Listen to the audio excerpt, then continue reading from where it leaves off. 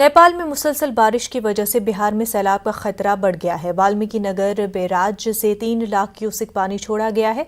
इसके अलावा गंडक डैम के तमाम 36 गेट खोल दिए गए। महकमे आबी वसाइल पूरी तरह चौकस है।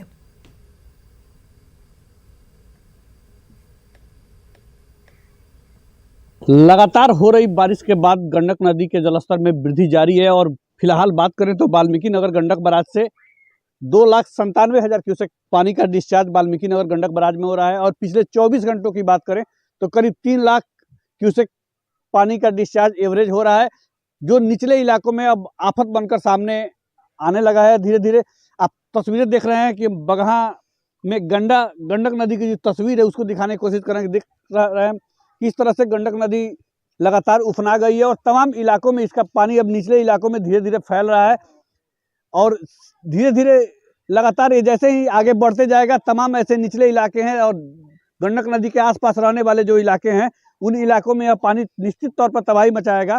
और दूसरी तस्वीर हम दिखाने की कोशिश कर रहे हैं, बगहा में गंडक नदी के किनारे जितने भी जो नावें हैं उनके परिचालन पर प्रशासन ने रोक लगा दी है। लोगों ने नाव के परिचालन को रोक दिया है क्योंकि लगातार जलस्तर बढ़ रहा है और इसमें बड़ा खतरा हो सकता है। हम लोग जैसे बाढ़ आ रहा है तो हम लोग रुक देते हैं नाव को, नाव नहीं चलाते हैं बाढ़ में।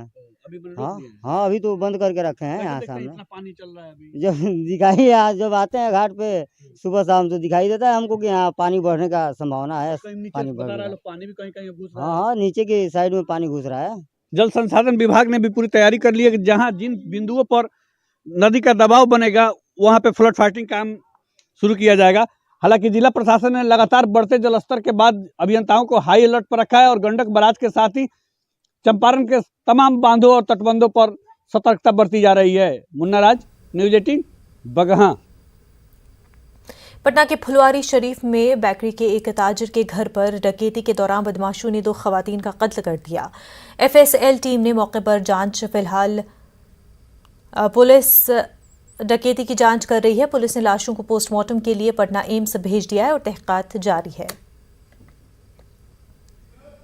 हम मौजूद हैं फुलवारी शरीफ थाना क्षेत्र के उफरपुरा के उस भाग में जहां पर 2 हत्याएं हुई हैं। 2 महिलाओं की हत्या इसी घर में हुआ है और यहां पर पुलिस अभी भी पहुंची हुई है। बीते रात की घटना है, तकरीबन 7 से 8 के बीच में जो है कोई ग्राहक बनकर आता है अपराधी और उसके बाद जो है 2 महिलाओं की हत्या कर देता है। घर में कोई नहीं था।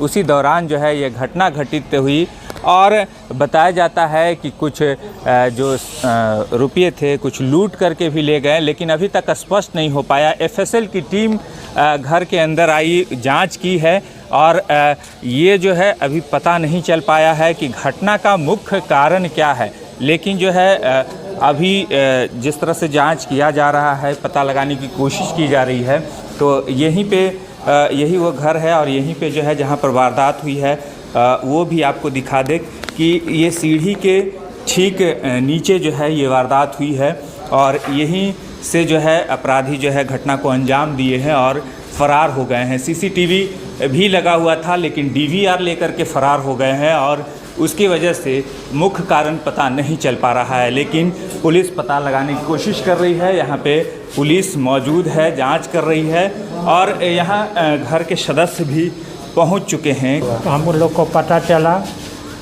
तो हम लोग आए, तब देखे कि एक आदमी को डेड हो गया था और एक आदमी को खोखी चल रहा था। हम लोग बाद में फिर पारस हॉस्पिटल ले गए, उनका भी देहांत हो गया।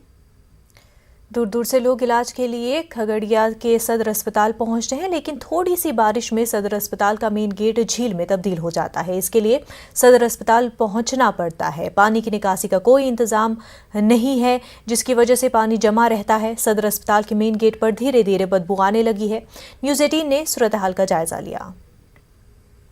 खगड़िया में बारिश के बाद जगह जगह पर जल जमाव की स्थिति बनी हुई है, लेकिन सबसे बड़ी समस्या क्या बनी हुई है ये हम आपको दिखा रहे हैं। जिले का सबसे बड़ा जो सदर अस्पताल है उसका मुख्य गेट जो है वो पूरा झील में तब्दील हो गया। ये आप देख सकते हैं, ये सदर अस्पताल का मुख्य गेट है जो पूरा एक तरह से कहे कि जलाशय जो होता है वो तब्दील है। थोड़ी सी बारिश में ये स्थिति बनी हुई है। जो भी मरीज सदर अस्पताल में इलाज कराने के लिए यहाँ पर पहुँचते हैं, इसी गंदे पानी और जो होते हैं उसी से गुजर करके उनको इलाज कराने के लिए सदर अस्पताल पहुँचना पड़ता है। अमूमन ये कोई एक दिन की बात नहीं है, जब भी थोड़ी सी भी बारिश होती है तो ये पूरा जो मुख्य गेट है, सदर अस्पताल का जो मुख्य गेट है वो पूरा झील में तब्दील हो जाता है और मरीजों को काफ़ी आवागमन में इलाज कराने में काफ़ी परेशानी होती है। परेशानी यही है कि यहाँ देखते हैं कि थोड़ा सा भी बारिश होती है तो पेशेंट यहाँ इलाज कराने क्या आएगा और बीमार पड़ के जाएगा।